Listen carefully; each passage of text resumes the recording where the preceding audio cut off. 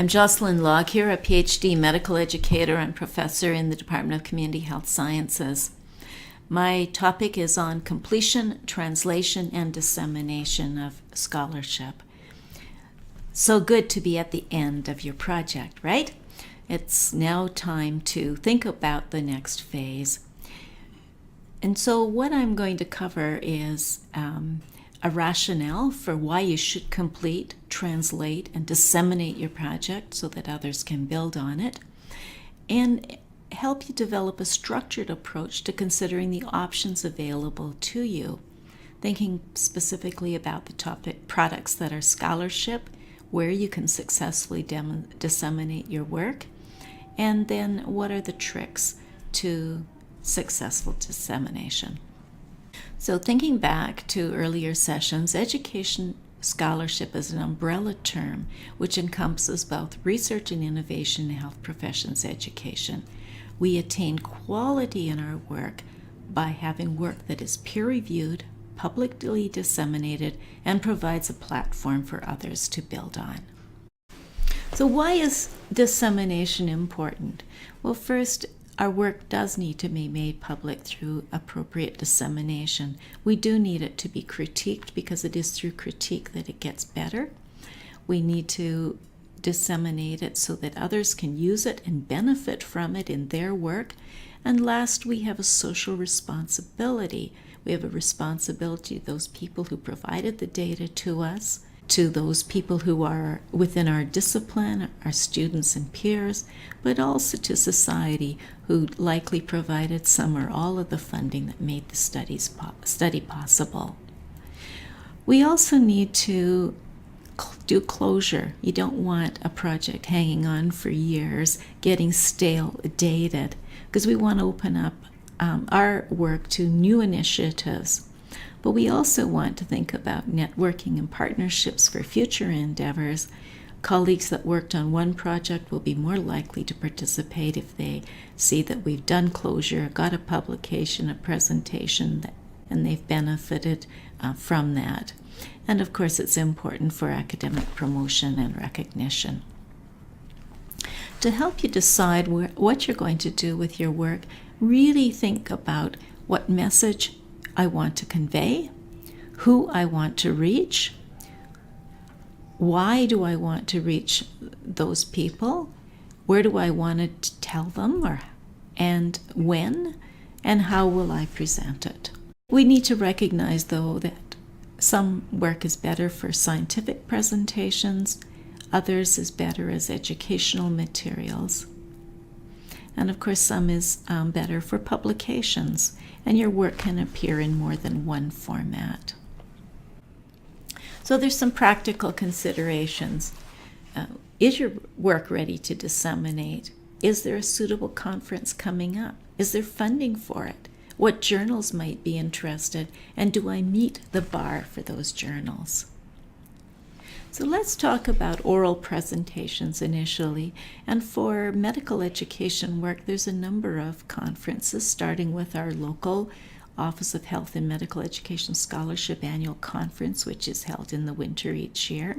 But there's also national Canadian ones, the Canadian Conference for Medical Education and the Royal College's International Conference for Residency Education, as well as the College of Family Physicians of Canada Family Medicine Forum. At an international level, there's the Association of Medical Education in Europe and the Association of American Medical Colleges meetings. But there's also clinical and medical conferences that may have educational tracks, and these can be considered. There's also education conferences such as the American Education Research Association. When you think about conference presentations, you have to think about things like posters, orals, workshops, symposia. What is your work best suited for? It can be suited for more than one and more than one at different events. But you do need to think about how it's best situated. And thinking about that requires thinking about how you meet the bar. How does your work align with the conference theme or themes for that year? what is the structure that's required, and can you put it into the appropriate structure, which is often background, methods, results, and conclusions, but it may be something else. Whatever it is, you do need to pay attention to the headings that they're expecting to find, but also to the word count. Sometimes you'll be lopped right out of the submission because you have too many words. Other times it may proceed but may not go very far. You also need to think about the best content to sell your proposed submission. You can't present it all. You do need to think of the storyline, and that means culling information from your study to figure out the best angle for the group, and recognizing that every word in that proposal or abstract submission is going to count. When you're thinking about venues for publication, you can think about education journals, you can think about clinical journals, but you can also think about online repositories. If you're thinking about education journals, the higher impact ones are medical education and academic medicine. However, depending on the audience you want to speak to, if you are working in the area of postgraduate medical education or continuing medical education, you might want to consider the Journal of Graduate Medical Education or the Journal of Continuing Education in the Health Professions.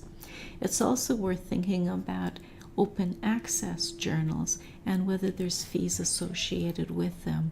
For many open access journals, such as BMC Medical Education, which does have a fairly high impact factor, there is an author fee for publication that's assessed after you are fully approved to proceed with publication. Conversely, the Canadian Medical Education does not have a author fee. You can submit, there's no cost because the platform is covered through Canadian taxpayer funding. There are also clinical journals to be considered. For instance, the British Medical Journal, Academic Psychiatry, Canadian Family Physician. However, when you think about a clinical journal, do make sure that they have published an educational articles in the past. Also make sure that if you've chosen a qualitative format or a quantitative format, these are formats that journal is comfortable with and has publications in before. There's also online repositories such as the MedEd portal of the Association of American Medical Colleges, which houses curriculum and evaluation tools that may also be of interest to people.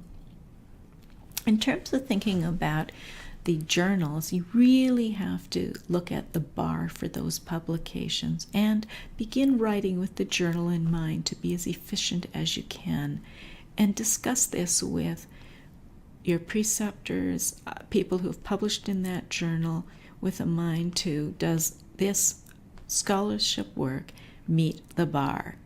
Then you need to study that journal for alignment with the journal's goals and objectives. Does your study have an alignment?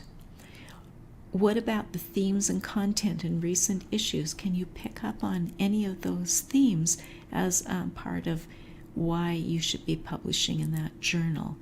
Is your methodology consistent with that journal? Is your study rigorous enough? Do you have enough participants? Was your recruitment, ethics, data analysis appropriate? And above all, pay attention to the rules of the journal. Journals have explicit rules that relate to abstract format and word count, the types of sections they have, the tables and figures, references, and their overall word count. So pay attention to that. There's also implicit rules that you will learn when you talk to your colleagues who've published in those. One of those is around theory. For instance, medical education is looking for articles that have a theory base. You also need to pay attention to the detail required in each section. If you think about a 3,000 word article, you're often putting 600 to 800 words in each of your background, your methods, your results, and your discussion to come up with your 3,000 words. So there's not a lot of flexibility. It's also useful to cite work from that journal in your manuscript so that you don't look like an orphan or you don't look like you're trying out something that they've never done before. There's other considerations with journal dissemination. Copyright, if you're using somebody else's instrument, who owns that instrument and do you have permission to use it?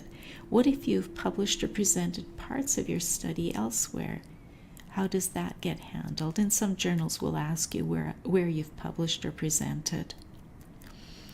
Authorship and author order needs to be considered early. It certainly causes problems. Generally, the person who leads is the first author. If the work is done in a research laboratory, such as under a thesis supervisor, that author is the last author. And often other authors are alphabetical, but not always, and it's worth discussing. Always, always, always have your submission reviewed by others prior to sending it in. Talk to people who've published in that journal early and often. Ask them if your study is likely to meet the bar. And last considerations of publication are really thinking through the time, resources, and effort that you need to produce a good disseminatable product. Remember, reviews will always provide an opportunity to learn and improve your work, or at least think about your work again, but dissemination is absolutely critical to project completion and part of your social responsibilities to your colleagues on the project, the granting and ethics review agencies, study participants, the discipline and society who've all supported you through the process.